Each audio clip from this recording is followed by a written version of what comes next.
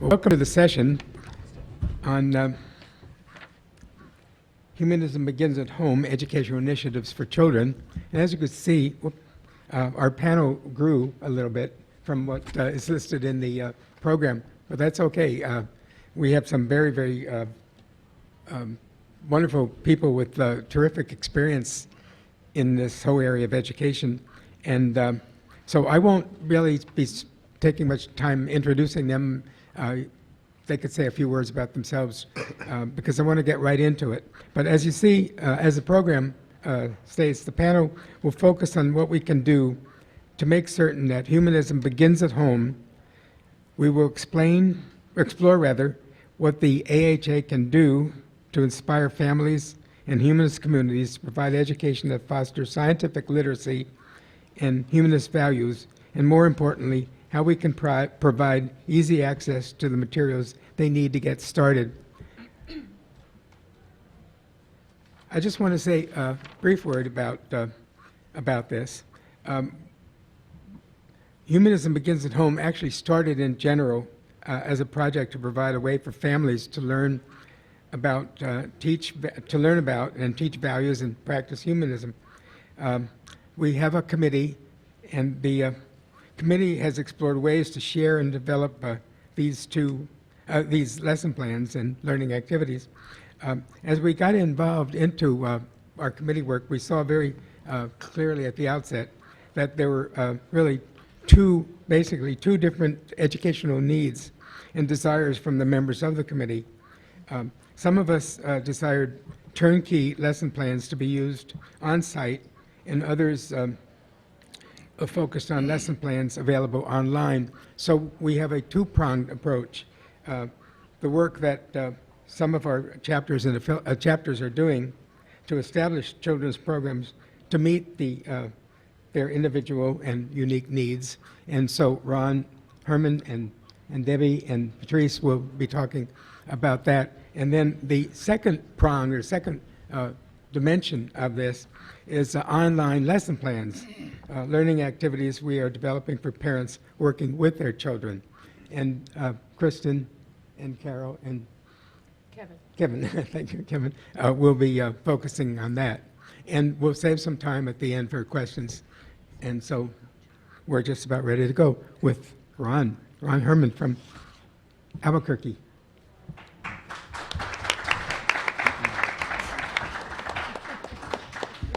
Thank you, Bob. And it's so good to see each and every one of you here today. And I want to give thanks to the AHA and everything that they do for the conference and for our program. And I'd like to ask everyone in the back row there, if you can't hear me, please raise your hand. Got you on that one, didn't I? If you can't, if you can hear me, please raise your hand. Look good? All right, thank you. I have handouts for this talk up here on the table, so after our panel completes, you can come up and get a copy if you'd like, so there's no need to take notes. I really appreciate the title that Bob selected for this session, Humanism Begins at Home, because that's exactly what we were all about at the Humanist Society of New Mexico when we began to formulate our plans. We formed an education committee in Albuquerque after the AHA conference there in 2005. We started asking, what should the purpose and goals be for a children's program? And we came to realize that our purpose should be to stimulate mutual awareness and understanding of humanism in young families who didn't even know about our AHA chapter at that time. Can I get the slides on the screen, please? Are they there?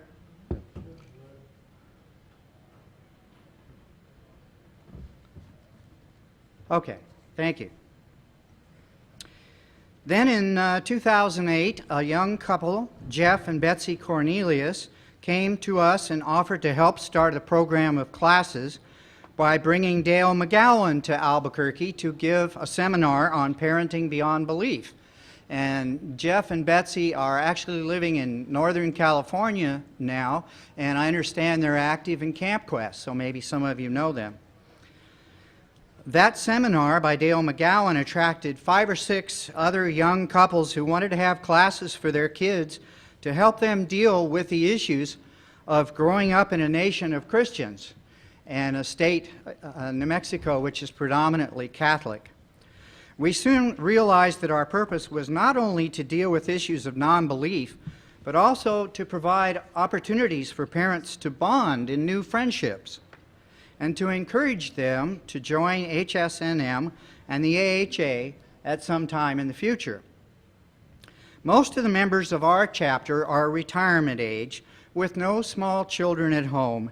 We have very few young members. So we must get the attention of young parents in Albuquerque through aggressive advertising to bring them into our program.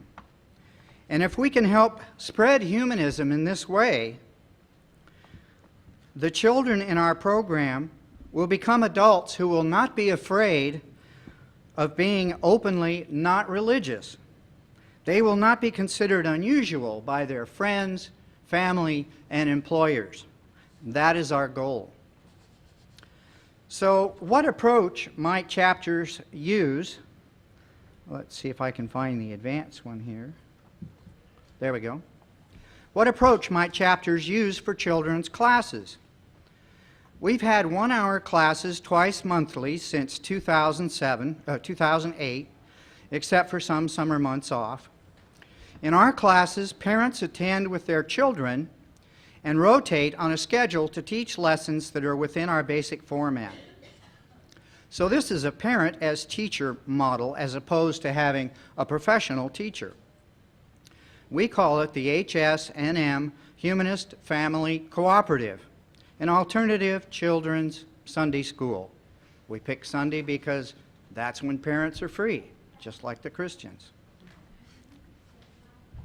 This approach, however, presents a conundrum. How many parents in your town are going to understand humanism and have the skills to choose an appropriate topic, to identify materials and resources on that topic? And how many will be able to find those and organize and formulate their message or science lesson and develop a line of discussion for the kids?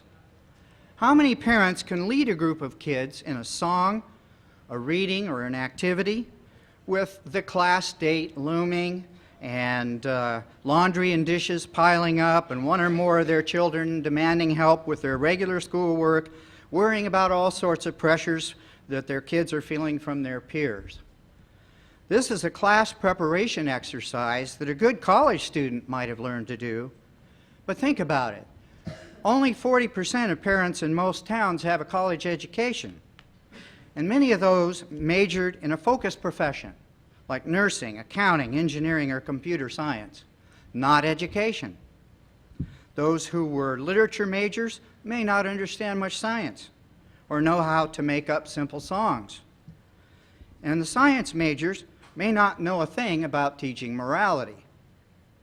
So maybe only 5% of parents in general will feel comfortable teaching a class of kids with their parents watching as well.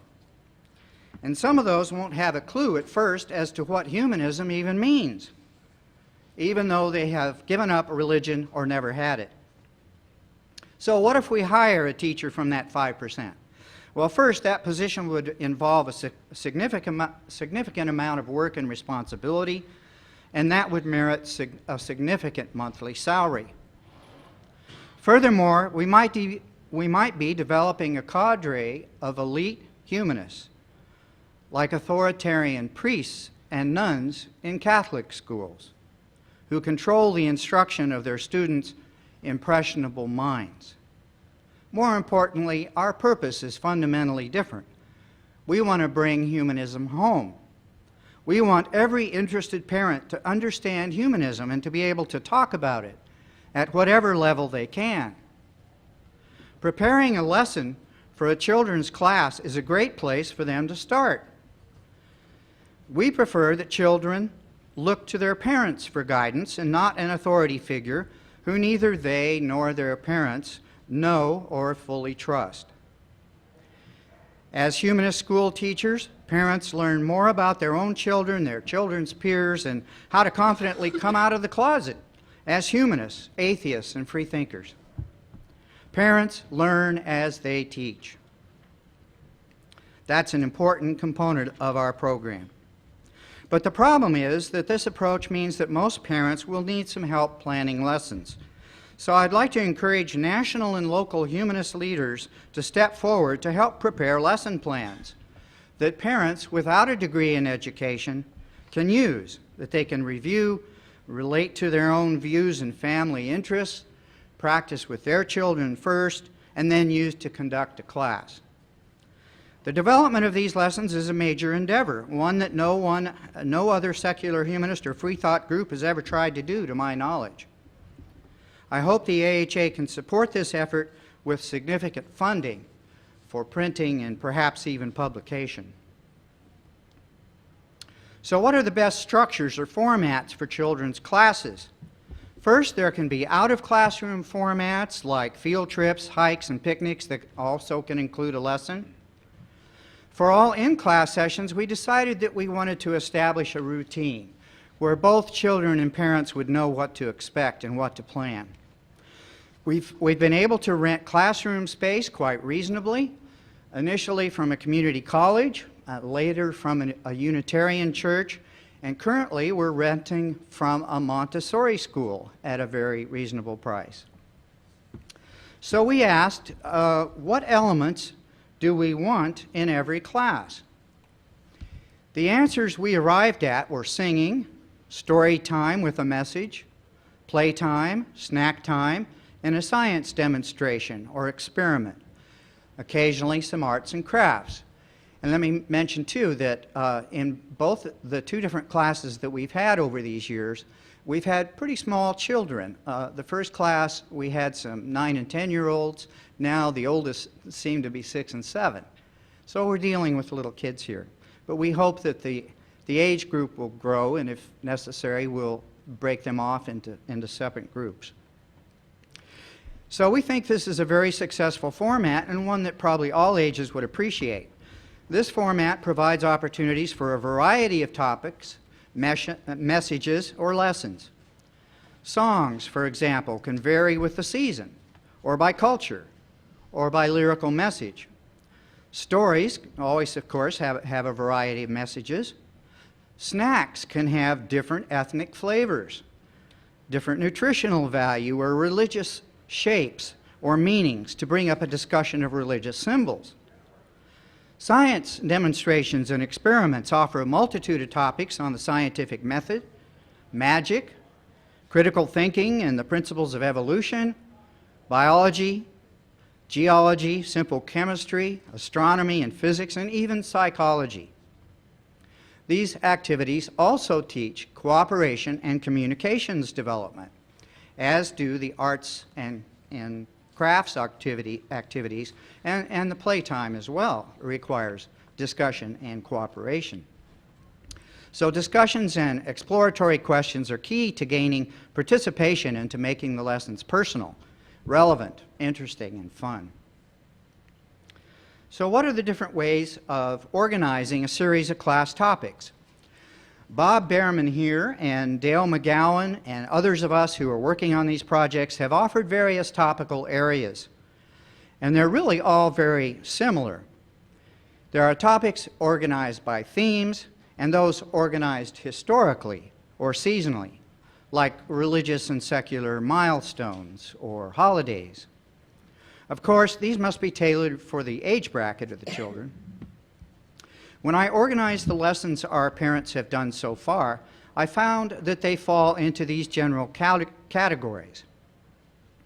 Personal and human issues like sharing, cooperation, communications, peer pressures, and courage. Particular humanist principles like being good without gods. Critical thinking, which usually leads to atheism. Church-state separation, self-identifying, service, nonviolence, and respect for women and their rights. religious literacy, knowing what it is like to go to church, to believe in God and Jesus, to pray, understanding the Bible and other mythologies, life after death myths, religious holidays, church positions on contraception, abortion rights, and gay rights, especially as they get older. A fourth area, scientific methods and scientific principles like evolution, environmental responsibility, and natural laws.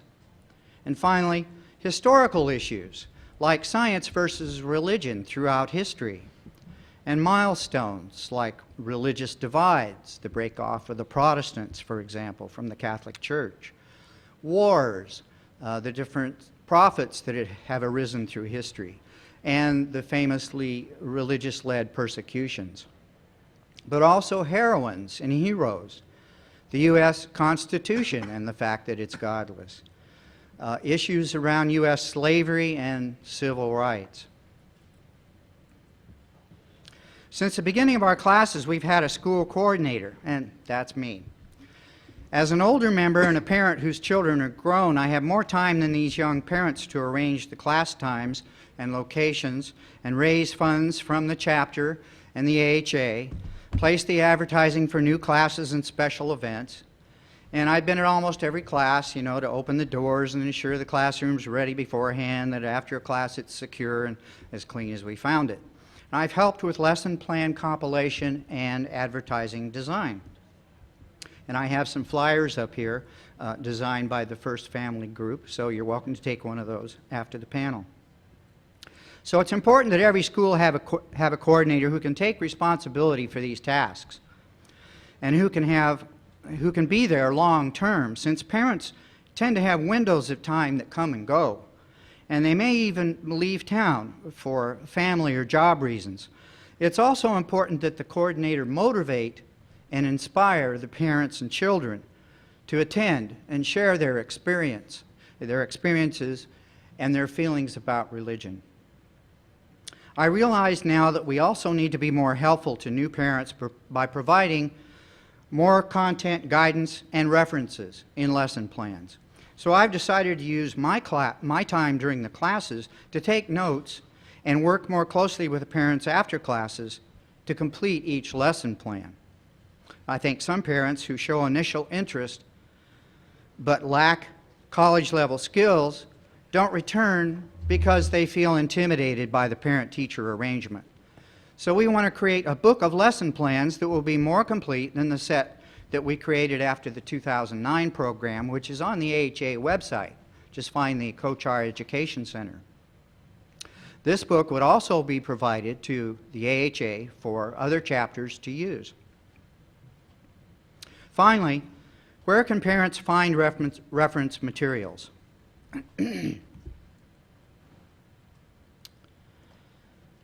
Well, besides searching the internet, which of course is always helpful, there are some good references in Dale McGowan's books, Parenting Beyond Belief, on raising caring, ethical kids without religion, and Raising Free Thinkers, a practical guide for parenting beyond belief. I also have a list of reference material that our parents in Albuquerque have found, and those are in the handout that I can provide to you. Of course, our own Bob Bhaerman, hand me that publication there, Bob. Bob has provided many very good references in this publication, which is Establishing Humanist Education Programs for Children. So, in summary, while there are a variety of topics for humanist children's classes, most should be taught through songs and discussions using stories and arts and science activities. What topics are chosen for a particular class will depend on the season, the general ages of the children, the interests of the parents, and what they think will appeal to their children and the others in the class. We already have a multiple of references and some lesson plans, but we could use a one-page set of summaries in a common format. Also, it would be helpful to request that the references in these lists be stocked by your local library if they're not already. That helps others find out about humanism as well. This is a lot of work, but it is worth it to bring humanism home, to build good families and communities for all of us, and to enable more parents and children to confidently come out of the closet. I wanted to show a few photos very quickly, but I failed to put them on my memory stick, so I'll have to show them to you, or maybe I can get them on the website at some point. I would like to briefly introduce one of our parents who came to the conference with her 2 children and her husband. Megan, are you here? Where'd she go? There she is in the back. Megan, would you just shout out and say hello?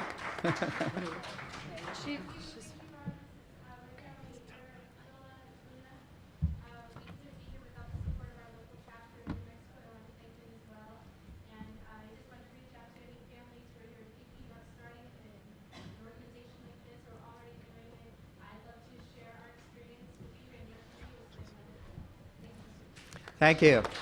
We do have a couple of teachers in our group. Megan is actually a biochemist with a PhD, and her husband Eric is a lawyer and also has a degree in creative writing, I understand, so we'll have to employ that. Thank you all.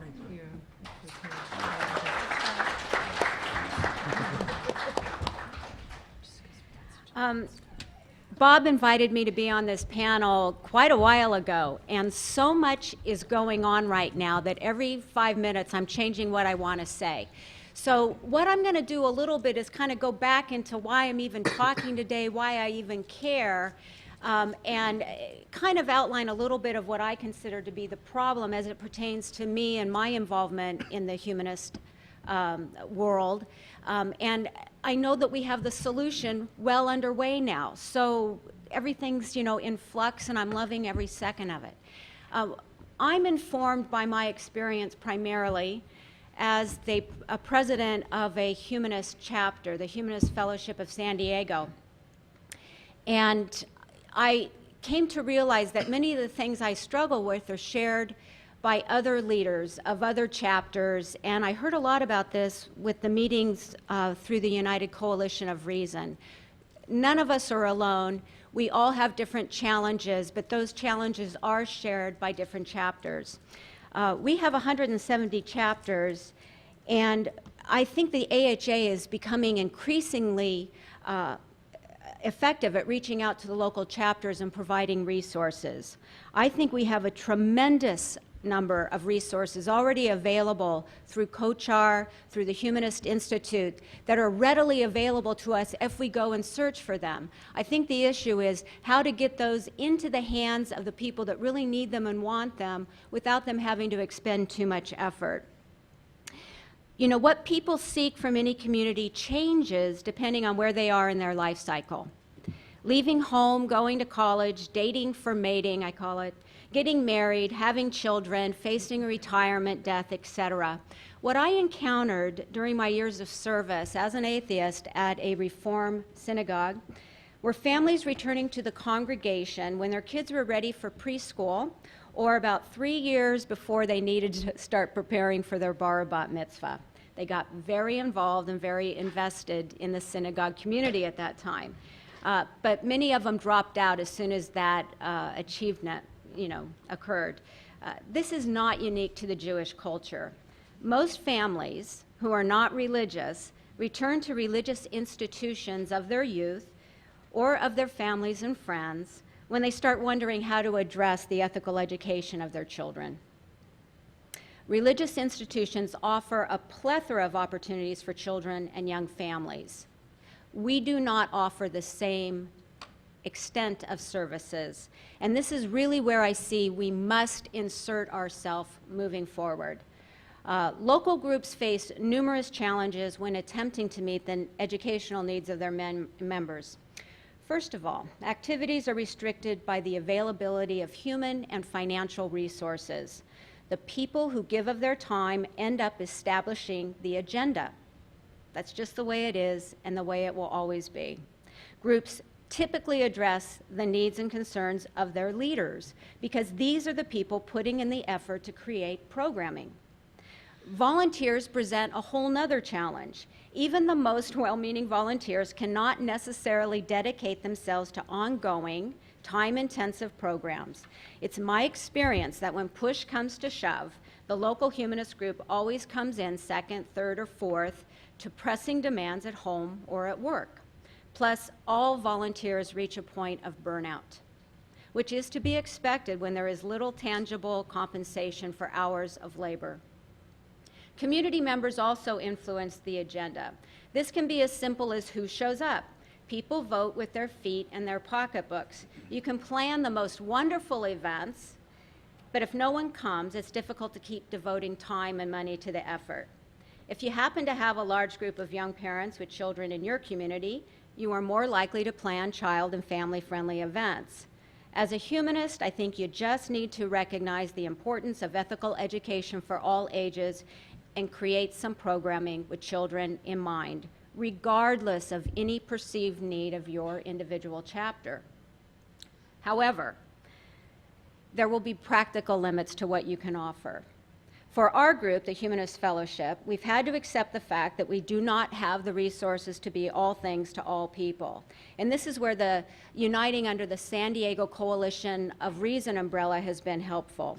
We can unite under this common umbrella when that is beneficial to everyone and remain respectful and supportive of the niche that every single group tends to carve out for itself. We are fortunate to have two family groups in San Diego, the Secular Humanist Families of North County and Parenting Beyond Religion. We have not attempted to compete with these groups, but rather channel our resources to creating events with these groups in mind. Most of their members are not dues-paying members of the Humanist Fellowship, but this doesn't matter. What matters is our commitment to childhood humanist education. So what can we do? We can do something rather than nothing. Plan 1, 2, or just a few events for children and families during the year. We always do something at Darwin Day. We do something for Mark Twain's birthday because it's around that Thanksgiving before, the December mess. And a summer picnic with games is always easy. Food, games, creates community. Everybody has a good time. Looking forward, however, I believe we must address the realities facing the vast majority of local humanist groups and humanists around the country. Most humanists do not live near a chapter. And most chapters don't have a dedicated program for childhood education. If we, as a national organization, are going to be the family values branch of the secular movement, you've heard that this weekend, and if we are going to nurture self-identification as a humanist, if we are going to raise humanist kids, then we must provide the education that families can do at home on their own. This includes regular lessons that address all content areas we identify as being critical to learning about humanism. We must make this attractive to families, and we must make it easy. The work must be done by our own staff and volunteers so that it can be fun for everyone, not just another chore. Because as we know, parents are busy and kids are often overscheduled. What I hope we create can be called a number of things, but will essentially be homeschooling alternative to Sunday school. Some have called it curriculum in a box. The features of these are parents do not have to create their own lesson plans. Big exclamation point for me on that one. At most, they might need to gather a few resources, things that should be easy to find around the house, maybe a book here or there, although short readings could be included as part of the lesson plan. Lessons come weekly to the website, or if they prefer, families can opt in to have them sent via email. They don't take a long time, and there are variations for different ages of children that might be learning together. Lessons would be relevant to the seasons, important occasions, current events, and the subject areas we've identified. I think that weekly activities will serve to create a sense of unity within the larger humanist community, no matter where you live. We would all be learning about the same topic or subjects each week, and some lessons might share current events important to the humanist community. Hopefully, we can foster a sense of accomplishment and reward children and families for completing a series of courses, perhaps even honoring the accomplishment at a special gathering at a conference. Our new website, Kids Without God, is the best place to start and an opportunity I do not wish to squander. I'm thrilled that we're pulling the talents of Bob Bhaerman and Kristen Wintermute together. How many of you know about the website Kids Without God? Okay. kidswithoutgod.org. And there .com. It's a .com. And there are materials there right now. There's Christians know about it, and there was an article written about it. Pardon? What? I was just going to say, there's a lot for kids, but not a lot for parents right now. Right now. And I'll say more about that. Right, and it's growing, and she'll say more about it. In an article called Atheist Activists Targeting Children with Good Without God campaign, Heather Clark said, in promotion of its new website, AHA is spending $30,000 on an ad campaign to point children to the site. The main focus of the effort is to drive children to its new Kids Without God website. Now, Roy Speckhardt, our executive director, said in response, quote, this engaging resource offers a welcoming home for humanist, atheist, and other non-traditionally religious kids where they can find information untainted by supernaturalism on a wide range of topics, including religion in public schools, science, discrimination, sexuality, and reading suggestions. Whether they've already made up their minds to reject supernatural explanations or are just questioning, it's time to make available an online resource that's built just for kids without God. In response to the website, Terry Ritchie, the executive director of Children's Bible Hour Ministry, said that there are many hurting and struggling kids across America that need hope, which is only found in Jesus Christ.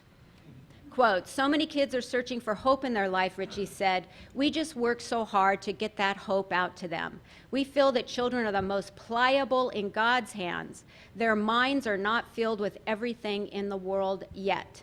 And you know these Christian ministries are busy. They're busy all the time. Says Ritchie, we've got 27,000 kids in this Bible study right now. This is an online Bible study that sends information to their kids. We're doing everything we can to reach these children through these websites.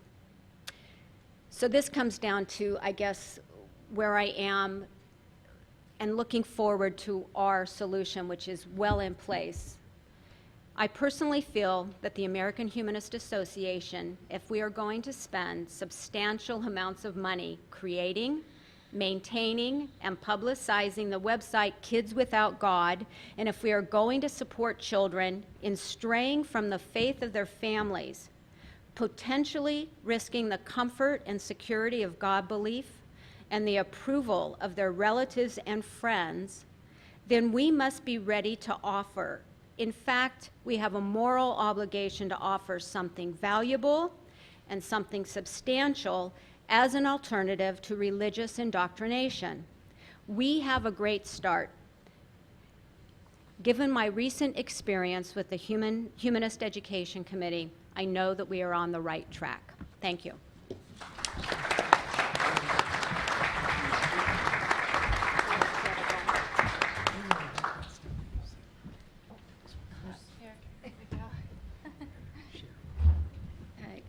Good morning, everyone. Can everybody hear me? Okay. My name is Patrice Hong. I live here in San Diego in North County. I'm mom to my twins, Max and Stella. And though I have several undergraduate and graduate degrees, I am often stumped at parenting. I do want to thank all the panel members here for all their wonderful work they've done to try to help those of us who are attempting to raise our children in humanist homes or homes with no formal religion. I grew up in what I now would consider a humanist home, although my parents didn't call it that, nor did we really even discuss what our family philosophy was. And so even though I'm grateful for having grown up in that environment, as I got into my teens and young adulthood, I was sort of just flailing around with trying to understand the world, so to speak. I didn't really have a good solid foundation to work from, I felt. And I think that propelled me into sort of a lazy spiritual search in my 20s, and then didn't think much more about it until I had children. And once I had children, I realized with my husband, we really need to have some sort of solid family philosophy in place. And I want my children to have that to work from.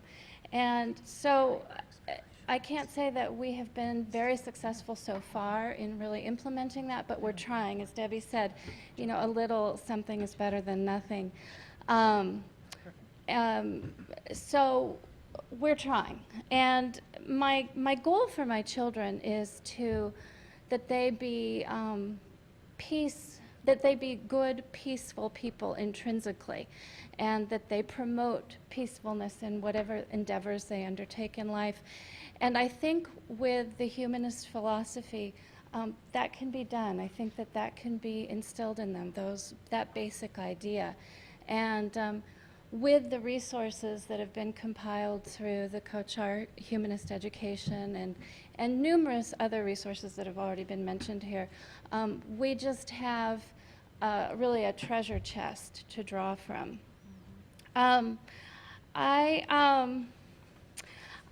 I know we're a little bit short on time, so I'm going to kind of skip through this quickly. When you read the humanist guiding principles, they are wonderful, but they are at a level that for those of us with small children trying to figure out how to implement those in real life can be a little elusive. So I really found the 10 commitments, which are to be very useful, and those are listed on the Kochhar Humanist Education Center site. And the 10 commitments are actually the guiding principles for teaching values in the public school system. But I really find them to be more detailed, concrete, and sort of family and child friendly. So when I'm sort of at a loss to conceive of a framework for our family philosophy, I think that those really help me to sort of concretize what I'm trying to do. And then going from there in terms of the educational part, the real life educational part, with all due respect to the lessons that everyone has come up with, I really prefer calling, you know, what you might say lessons. I really prefer calling them experiences. I have a background in education, and I have found over the years, just from my own experience and my experience with my students, that kinesthetic or experiential learning is really going to be the best. So whenever possible, try to replace what might just be reading a story and then doing an art activity afterward to reinforce it, which is great. But if it can be transformed into a real life experience, I think that's going to be the best possible route to take to teach children and to really get them to take in an idea and remember it and understand it. Yeah. Okay. Yeah. Anyway, I have had some struggles along the way. If we have time for question and answer, I'm not sure. I can share more about that if the opportunity comes up. But I guess, as I said, the two most important things to me would be to just have sort of a framework that you can work with, and in imparting the lessons to your children, just try to bring them into real world experiences as much as possible. Thank you.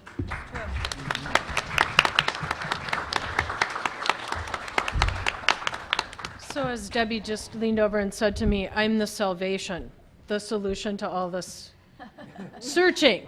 And I got involved in this project because they needed a solution, a good solution. So we've heard from everyone that we've got resources, but where to get them, how to do this, how to bring it all home, okay? So that's where I come in. And I will say that I got all these resources. Bob had 75 pages of lesson plans and resources, and I'm like, how do we get this to people? How do we get this out to everyone? And I said, you know what? The internet. This is what we're going to do.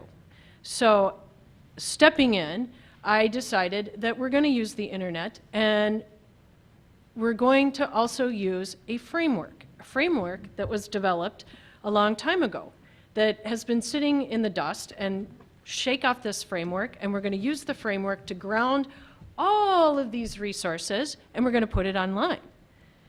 And that's what we're doing. And I want Kevin to talk a little bit about the success of some of our online courses and why we are going online with this. And I want Carol Wintermute to talk a little bit afterwards about the framework that I thought, okay, online framework, bring them together, get them out to you. Solve the, how do I do this? How do I do this experience for my children? How do I bring humanism into my home, not make it this huge deal? How do I bring it to my children? They're 3, they're 10, they're 12. How do I actually bring these values into practice that we all talk about? How do I make it less complicated? So I'm going to turn it over to Kevin, and he's going to talk a little bit about our success with online courses and why I decided it needs to go online.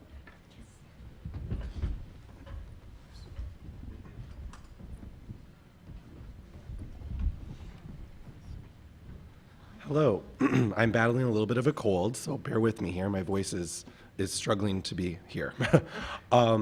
As Kristen was saying, I work with the Humanist Institute doing marketing and development of our website. And our website is humanistinstitute.org. And on that site, we also have online courses. So our main task is to be an educational institution for humanism, both in person and online now. And the piece that I'm going to talk about now is our online component, which is the Continuum for Online Humanist Education. Really, sorry, my voice. And what that is right now we have a core set of courses in various humanist topics for adult learners, and that's where we started. So we have 21 courses in that. We have over 700 people that have signed up to take these courses from literally around the world. Most recently, we had 3 people in Sri Lanka sign up. So this is really reaching people in a lot of different places, but I would say the majority of people that we're reaching are in the United States, in these places that don't have the local chapters that was being talked about earlier. These are people that are truly individual learners that are like, this is what I have. I don't have a local group to go to. I don't have that sort of resource.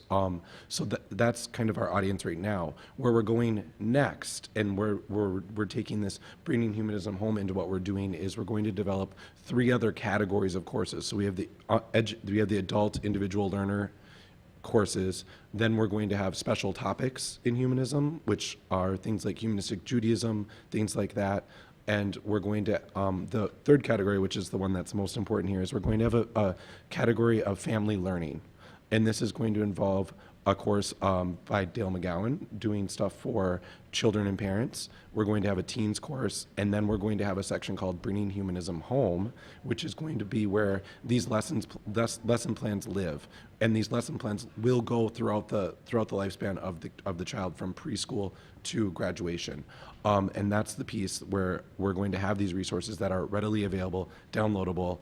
Here you go. Here is your course in a box or your take-home piece to be able to do this work really quickly, so you're not needing to write courses and gather all of this stuff. It's right there, and then we're going to link to things like Kids Without God and the Kochhar Education Center. We're going to have all of that in that one spot there where you can get all those resources depending on what age child you're teaching and what sort of topic you want to talk about. And with that, I will turn it over to Carol to talk about this framework that she developed. Stay there. I'm going to be lazy and try it from here. One of the things that's been very interesting, I'm a co-dean of the Humanist Institute, but many, many years ago, I was director of education at the First Unitarian Society in Minneapolis. And I inherited a bunch of lesson plans They seem to be all age appropriate. A lot of them came from Unitarian churches and so forth. But there was little justification for using them other than that they were nice little lessons about values and so forth. And since we were very much at the Unitarian Society humanistic, we wanted materials, and we wanted a framework, and we wanted a reason for what we were teaching to children, youth, and adults. So with the help of some educators at the Society and the University of Minnesota, we began to construct a framework based on developmental theory. Now, the goal of this framework was to provide children and youth and adults with an opportunity to discover their moral, ethical, and life stance perspectives and encourage them in their personal development. Very simply, this means addressing life issues and finding paths for behaving that are suitable to one's age and stage of development. So what we came up with was a grid. And vertically, we placed the age grouping from tots to adults. And then horizontally, we have 5 areas of expanding relationships. That's kind of one of those terms that doesn't sound like it means anything, but let me describe it for you. Number 1 would be understanding oneself, which involves finding a free and disciplined search for your personal truth, meaning, and purpose in life, and the development of a positive self-concept.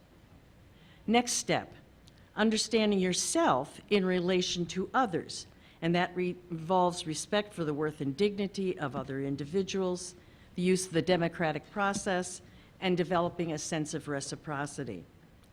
Third relationship, understanding yourself in terms of the community to which you belong, and that involves searches for insights from prophets, thinkers, and teachers of every age and tradition, and learning how to develop social contracts. Fourth one, understanding the self in terms of the natural environment, and that involves developing respect for all of life and a sense of responsibility for the earth and its resources now and for the future. And the fifth one is understanding yourself in terms of the future, which involves developing oneself as a citizen of the world, striving for a world community of love, reason, justice, and peace.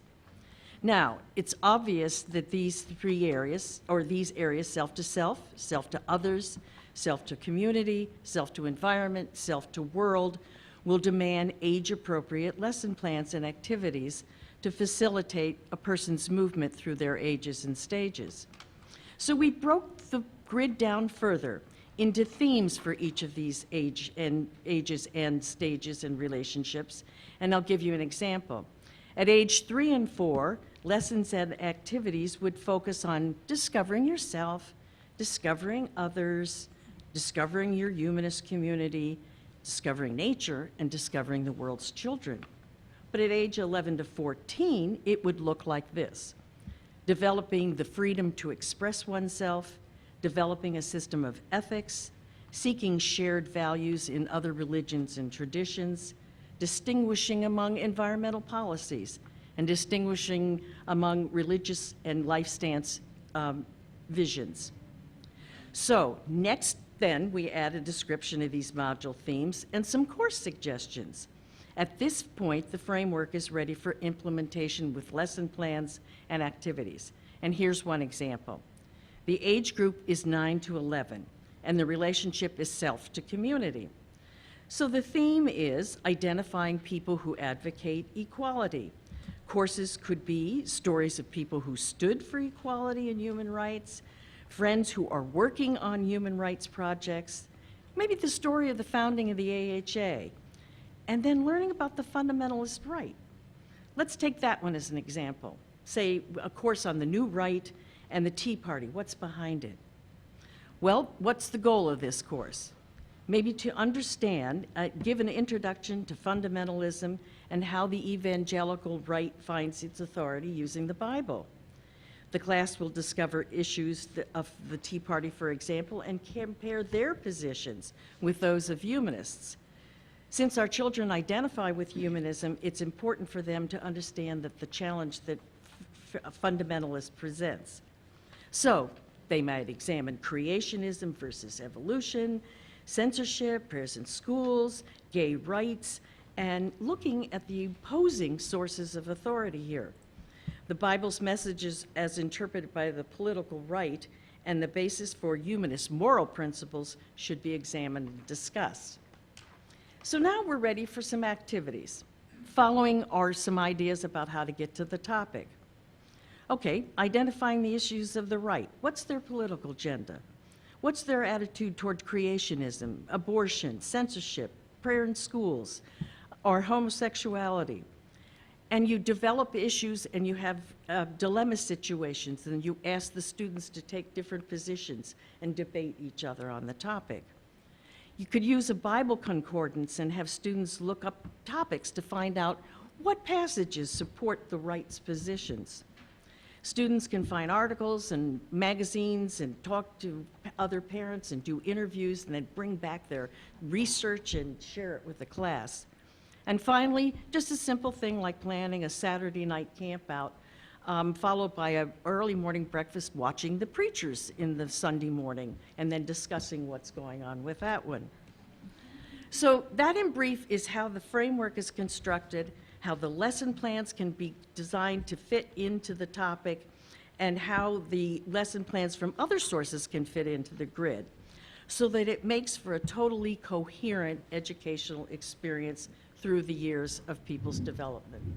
And I can attest that I took this curriculum framework that she had, and I used it at the Unitarian Fellowship of Missoula, Montana, when I was an undergrad. And I did one of the classes with the kids. I had kids from 5 to 11, and one of the classes that we did was I had a can, and they had to pick out a religion, and then they had to mime the religion. We had to guess what it was. So I had kids sitting on the table like Buddhas, and it was a riot. But what we're doing with Bringing Humanism Home, we're going to use this topics and framework to ground it into a moral and agent stage.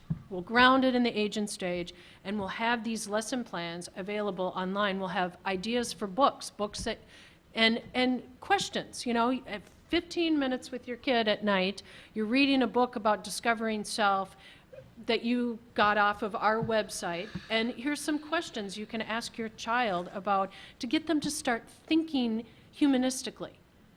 So I'm really excited about this project because, as Kevin said, the Continuum of Humanist Education online website, I'm amazed. Every time I go on there, oh my God, I've got someone from the Philippines.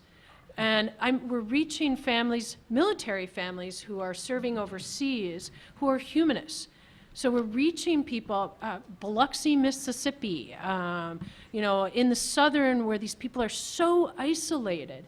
So if we can provide online ways for them to practice humanism, and they don't have to think about it so much. It's right there. I have kids that are 4 and 5. Well, you know, what could I do? It's right there online. You click, there it is. We'll go do we'll build a family tree using chalk on our driveway, and we'll talk about who we are in relation to our family. Our families, you know, some of our family members Christian, or some of our families Lutheran. How come we're humanists? And you can do that just by having a thing of chalk. But it's hard to come up with this stuff if you're just out, like Patrice said, it's hard to come up with it when you're in a vacuum. So we're going to fix the vacuum. And I'll just leave it that and open it up to questions and thoughts and ideas from you guys. Before we do that, I just want to mention that the framework for curriculum development, Carol's document, was reviewed and narrowed down a little bit, but it's now online on the Kochhar Humanist Education Center line. So it is available, and we have been starting to develop lesson plans based on the grid that Carol mentioned. By the way, incidentally, in the program it says, and best of all, there will be some lesson plans for you. I have brought some. I knew there'd be many, many people here, so I just brought samples, and I'll put them on the chairs for you to take when you leave, but very briefly, they're a mixed bag, and they will all be on various parts of the Kochhar Humanist Education website. The first is we developed some initial plans for bringing humanism home, discovering self for the 3 and 4-year-olds and 5 and 7. So that's I have some copies here, which we'll make available. Bob, can we just open it up to, because we'll provide this stuff Okay. online, and if Okay. you want to know more, and he's got some samples of things that we've started to develop, but go ahead.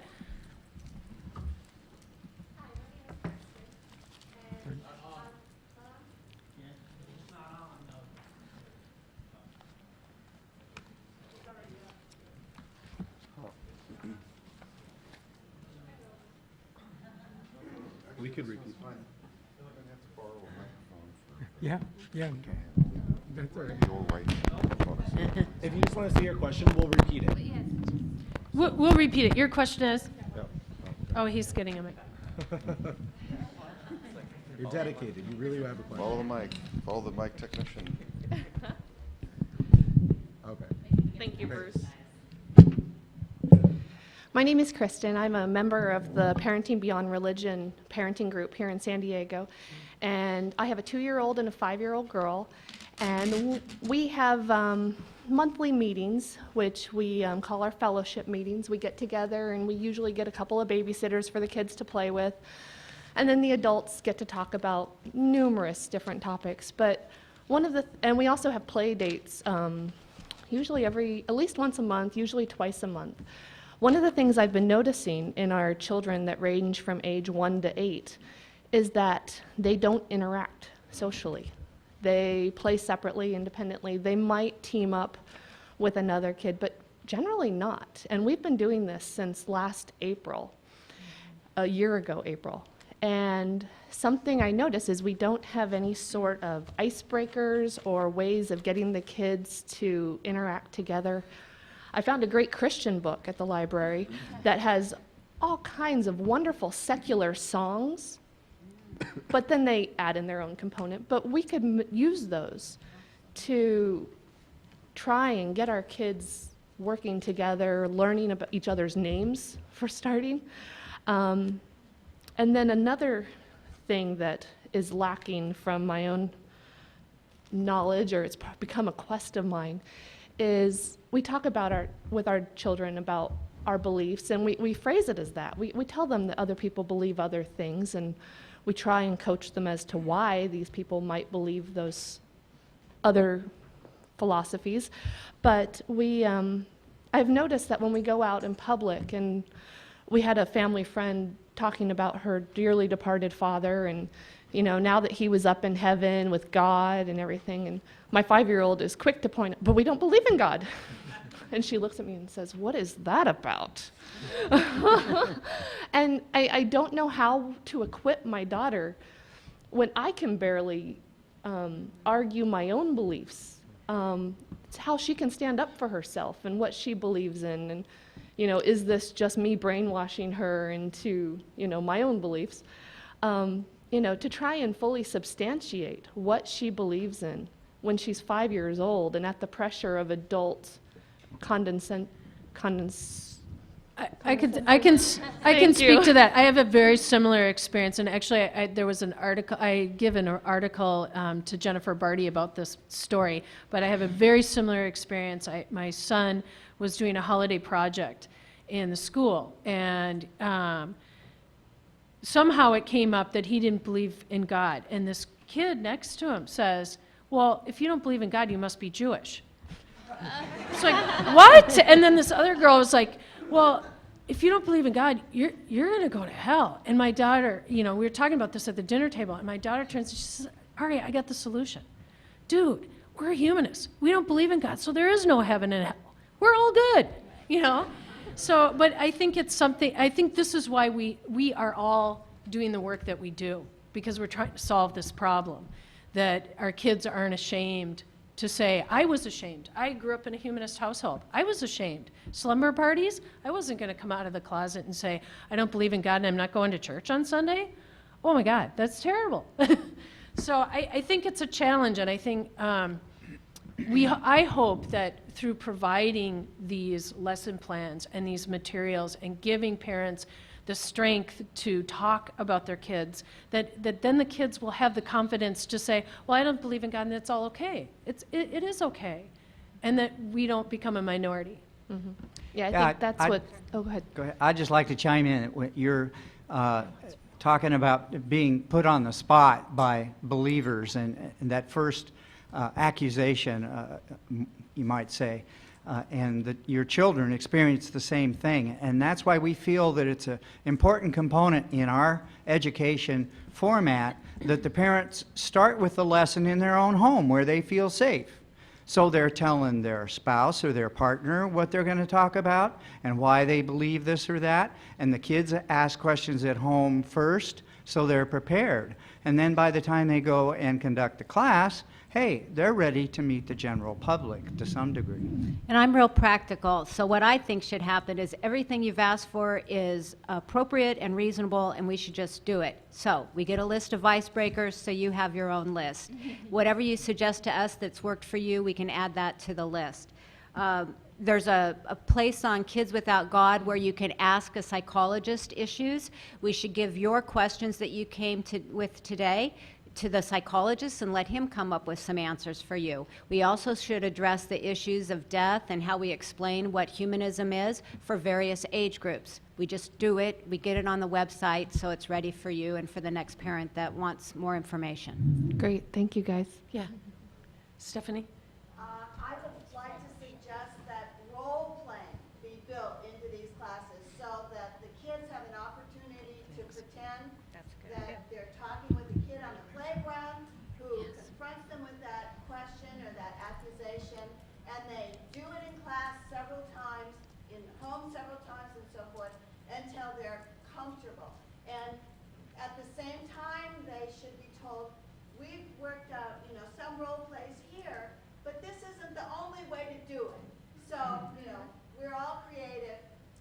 I think that's a great idea, and that's what Patrice is talking about, is making it an experience. And I think that's what we're trying to do, is to take this framework, so we've got this nice moral grounded framework, but then we have stuff built in that's not just reading or singing. It's actually, how do I be a humanist, and role play. How do I stand up for myself? That's a great idea. Yeah. My name's Bill Parks. I'm from Moscow, Idaho. And one of the things that occurred to me was many times in the last panel that we had, our problem is we're often fighting something with nothing. Right. That is, we're against it. And one of the things that shows up to me a lot is vacation Bible school in one form or the other. And it seems to me, and there are nonprofits in the United States that go around and have them from 3 on up and this sort of thing. And it occurs to me that doing it alone, UUs are great, but there are about 15% Christians in UUs, so that you want to worry about that. United Church of Christ is liberal.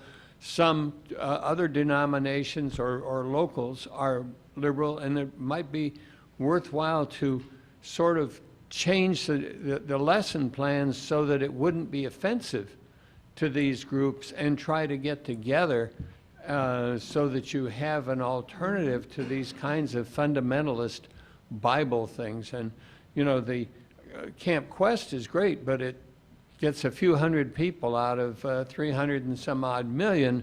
If we could get hundreds of thousands of people and really be important in the thing so that it's a liberal curriculum that will not offend the liberal side of Christianity, I think that we could get really get a lot more people into it. I'm hoping we can get there. I think that how we're looking at this is we have to start somewhere, and then they will come, and then we will build.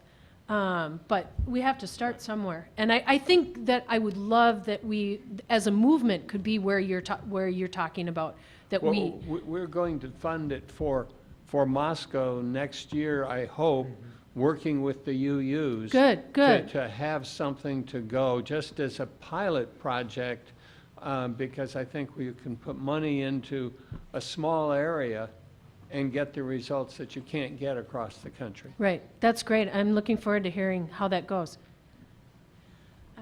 Hi, my name's Janine, and I'm not part of any particular group, but we're here with our daughter who's 8 years old, and she's luckily with Camp Quest, but she's had many similar experiences to what your children have had, even in classes where, you know, people are asking how many kids identify as Jewish, how many kids identify as They you know, never ask for the Christian. humanists. How many are humanists in the classroom? Well, but the kids, the problem is, and I'm just giving you the background so I can pose my question Sure. appropriately. You know, Bella didn't raise her hand, and so the kids all go, "Well, what are you?" Like, they don't understand. It's just, it doesn't. They can't fathom what that means. And my daughter is very confident and very proud of, you know, who she is, what she believes.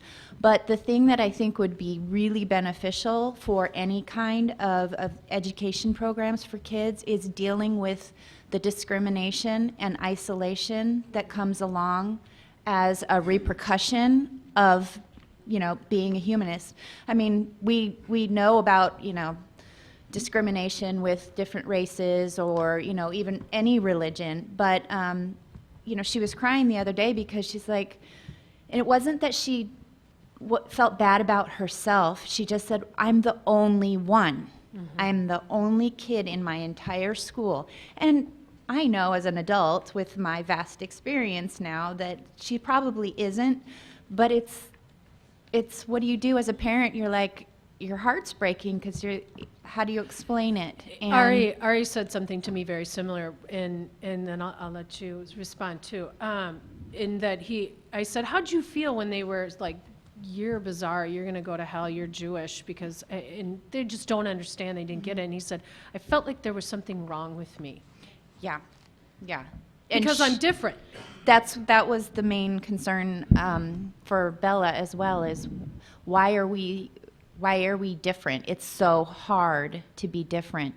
And to feel that at 8 years old, I mean, I was raised Catholic, but, you know, I've arrived at my own decision, but that was a long process, and it happened as an adult. It wasn't something I dealt with at 8 years old. And to be thinking about these, you know, philosophical, theoretical, you know, spiritual things and trying to advocate for yourself at 8 years old is very, very hard in so many levels. So you mentioned there's a resource that Ask a Psychologist, or, you know, maybe you could have somebody incorporate some lessons for, you know, just, I don't want to use a buzzword, self-esteem, but just how to, you know, how to deal with that kind of stuff. Where do you live? Los Angeles. Oh, in Los Angeles. And you, as you said, I thought something interesting that you said was, now as an adult, you know in your experience that she's probably not the only one in her school. Mm-hmm. So a couple of things. I don't know if you belong to any kind of meetup group for humanists, or Well, we take her with us when we go to the Center for Inquiry in Los Okay. Angeles, Uh-huh. but there are like 3 children. Yeah, something like that, right. And I do get, I'm an organizer, it says in the program, but I didn't get a chance to talk about it. I'm a co-organizer of a meetup group in North County here, which is Okay. Secular Humanist Families of North County.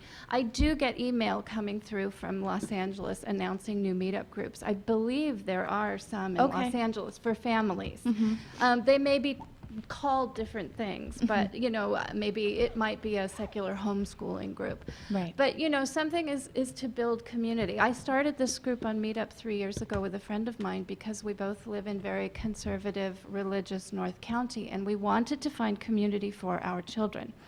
So there's a way to do that outside of school, but also in school, and it is a way to counteract the good news clubs, is to sort of assess, how realistic would it be to start a group in your school? Right. And it doesn't have to be a group that's analogous to the Good News Club in the sense that you're trying to indoctrinate the children. You're trying to provide them with community and a place to feel safe.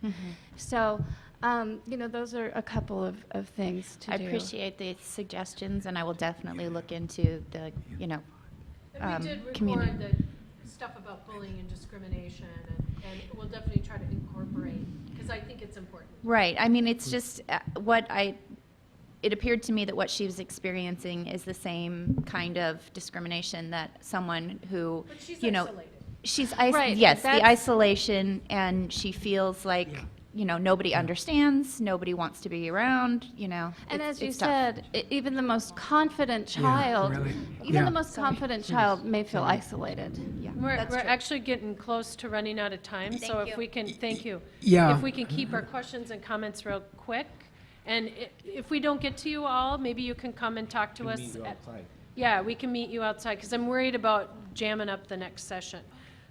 Hello, my name is Claudia Kellersch. I'm a member of Patrice's group. I'm also the organizer for Parenting Beyond Religion, the local group here in San Diego, and I invite you to talk to me to find out more. I'm here for the rest of the conference. I wish to thank the American Humanist Association for providing a mini Camp Quest. My son is 6.5 years old. He's downstairs and enjoying it right now. He finds out more about Thomas Paine and other things in the program. My family does not celebrate any religious holidays. I was born, raised Roman Catholic in Bavaria, and even the Pope has recognized his error and quit his job. And our solution to the God question, which my son is asked a lot actually, because we're out, completely out, is he compares God to Santa Claus and the Easter Bunny. And he says, and we say, God is Santa Claus for adults. That's good, thank you. I want to continue on that theme. I'm Dennis, and I want to invite you all to take a contact card called Activate Your Happy Humanist Brain. And you'll see that that's an online thing that we're developing and hope will be a foundation for the Institute with brain-based lesson plans. So everything you said today has a they're called neural correlates in brain science. And when you understand how that works, you can teach that as a parent or teacher to any children. And as we heard today, the earlier you get to the children, that provides a basis or foundation in their brain for all the openness and inquiry and critical thinking skills that you want them to develop later. Two quick suggestions, as we're almost out of time. One is that one of my favorite humanist authors, Aldous Huxley, who wrote Brave New World, and he also wrote a book called Island, which was his positive idea how we could use science and technology to create a humanist society and world, had a tasting grace, so that when the family met to eat, nobody spoke until everyone had tasted each item of food on their plate. And then the peacefulness that comes from that is based on modern day mindfulness training, where you use Barney's philosophy of life is to stop, breathe deeply, and then think. And that thinking process, you've cleared your mind by the deep breath. And the thinking process that can start can be critical thinking in terms of what is spontaneously coming out of your own experience and your own imagination. I hate to cut you short, but I'm getting You're the... welcome to see I'm the getting the flyer. wrap it up, so the three who had comments, do you want to come and talk to us afterwards? Okay. Thanks, everybody, for coming. Thank you very much.